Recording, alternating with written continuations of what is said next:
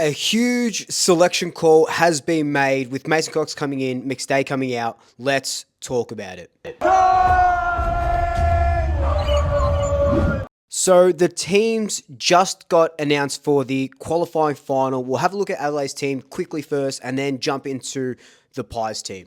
Now, Adelaide bring in defender Max Michelini, I think that's how you pronounce his name, and forward Luke Pedlar. They drop Sid Draper, who was picked 4 last year, and Billy Dowling. Now, Michelini will play in the back line. There was talks that he might go forward and play on like a defensive forward role on like a Josh Dacos or something. But with Pedlar coming in as a forward, Pedlar will go up forward to try and negate not having Rankin or Rochelle there, and Michelini will go into the back line where he's played most of his all of his year, pretty much, except for that one time he kicked, I think it was 3 goals against Richmond. But they're two good inclusions, I guess. I don't really know much about Adelaide. It's not those guys I'm worried about. But again, saying something like that was when Brisbane brought in that ruckman that only played 3 games. His name eludes me right now, and he kicked a bag against us. So we can't let these guys who aren't, Taylor Walker, Fogarty, Thilthorpe,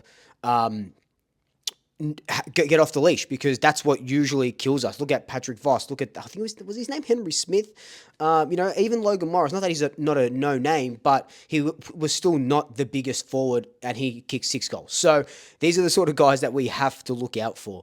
But Adelaide, we know what they're playing. We know what their team looks like. Let's look at the Pies. So there was lots of talk that Mason Cox would come into the team. Dan McStay would come out with like a shoulder injury.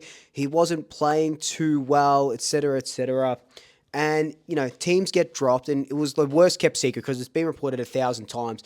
Mason Cox does come into this side for his 9th game of the season for Dan McStay. Now, I understand this. I get it. I understand it. Let's talk about McStay for a second. Now, McStay gets omitted. It's not injured or anything like that. There was sort of rumblings of a sore shoulder.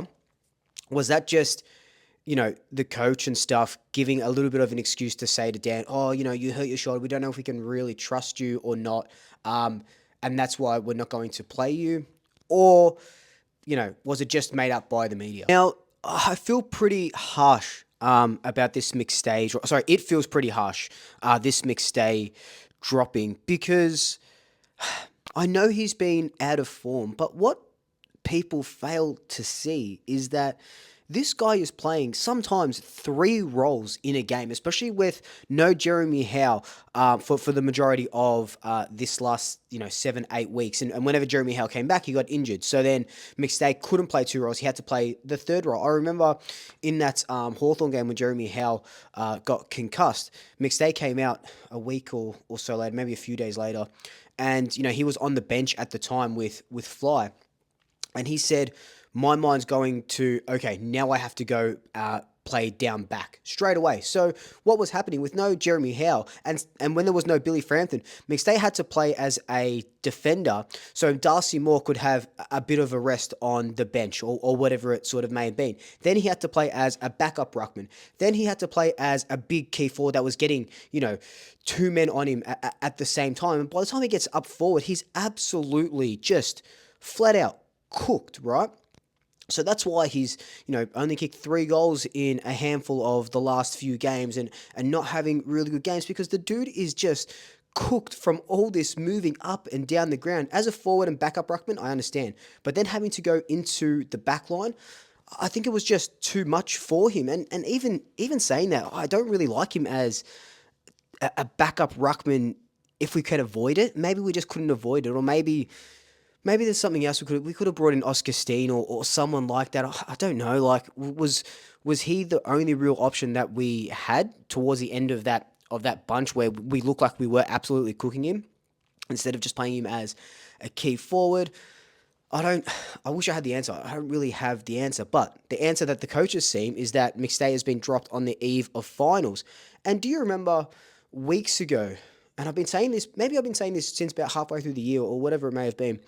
I kept saying there's going to be one heartbreak leading into this final series. Prepare yourself for heartbreak with team selection, kind of like 2023 with John Noble getting dropped on the eve of selection. It's now Dan McStay that gets dropped on the eve of selection. And I feel bad for him. For one, he's deleted his Instagram. He's got no Instagram. So I don't know what fans, because they're not fans if you're giving players shit like that, what they're saying to him or whatnot. But he's deleted his Instagram. Maybe he just didn't want to see the comments or whatever it was. So he's probably not taking this well, and I feel sorry for him. My heart breaks for him. I love Dan McStay, one of my favorite players. How he goes about it, absolutely sticky mitts. Just one of those guys that just does what he's told, as evident by his last 8 weeks from the 3 roles that he's had to have played. But heart breaks for him. Hopefully he has a good training session, can come back for a prelim if we need him. Now, Mason Cox. This is another wild one. Because Mason hasn't played pretty much all season, right? He's been smashing it in the VFL, been going and watching every single VFL match. He has been probably our best on for the last month or so in the VFL. What he does and what he brings to the team, the finals experience, he loves a big final. He doesn't go missing for the most part in a final. And I know his form has been sort of questionable as well when he's come into the ones. But what he does is he's going to be negating Keane and Worrell and their intercept defenders down back, because we know, right, if we're going to keep going on, you get a 7'2" guy to stick his arms out, he's either going to get chopped, he's going to get held, he's going to get pushed out, he's going to get free kicks, or what Cox is really good at, if he's not marking it, he's dropping the ball to ground and letting our smalls go about it. That's where Bo, Lockie Schultz, Jamie Elliott get busy. I would love to see Bobby Hill there, but that's when those 3 get absolutely busy. Or he can take a big mark. I'd love to see him kick the first goal, the second goal, get a bit of that bravado back, kind of like 2018 where he puffed out his chest, had a bit of that bravado. That's what I want to see from Mason Cox. The Mason Cox swagger, that American arrogance is what we need. So he works to our forward line to a T, but it's not just that. It's his ruck ability. I'd argue that Mason Cox is a better tap ruckman than Darcy Cameron. Darcy Cameron, great around the ground. Mason Cox is a better tap ruckman, in my opinion. So as a second ruckman, he's obviously going to be better than Dan McStay at that. So it gives us another look at it, because Adelaide are really good at clearances. They're going to be wanting to stop the game, control the game, and get those stoppages and get those stoppage clearances. And that's where Mason Cox will come into play, especially around the forward line. Darcy Cameron goes down onto like a wing half forward area. So if the ball comes out, he marks it, goes back in. And same with Mason Cox. If he's marking it down the wing, maybe Dustin Cameron pushes forward. And in 2023, they were working really well in tandem together. So I think it's a no-brainer for the most part. The other change is Wil Parker comes in for Jeremy Howe. I think this is great. I love Wil Parker. I love what he did against Adelaide, that small forward. That small back. He won't have a small forward besides me. He'll probably go on Pedler, you would think, but it releases Dan Houston up the ground a little bit more to run and carry and kick and that efficiency inside 50 off Dan Houston's boot, we absolutely love. So I think Wil Parker's inclusion is great.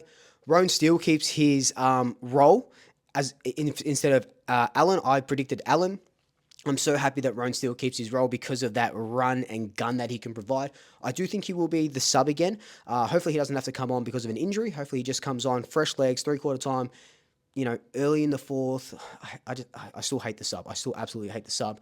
But he's the future of our midfield. Him, Luke Parker's the future. Wil Parker is the future as well. So I love that. And, this is only Rowan Steele's 4th game, and he's going to be playing in another sold-out game at Adelaide Oval in a final. So his progress has been absolutely crazy. He has only signed a 6-month contract, so expect him to get an extension on that. And, while we're here, I think Noah House gets an extension as well. But I do really like this team. Could this team take us to preliminary final and then a grand final and then a flag? We'll wait and see. But let me know your thoughts down below. Until then, like, comment, subscribe, tell your family, tell your friends, tell your pets. And until next time, double shackers. I'll swoop you later.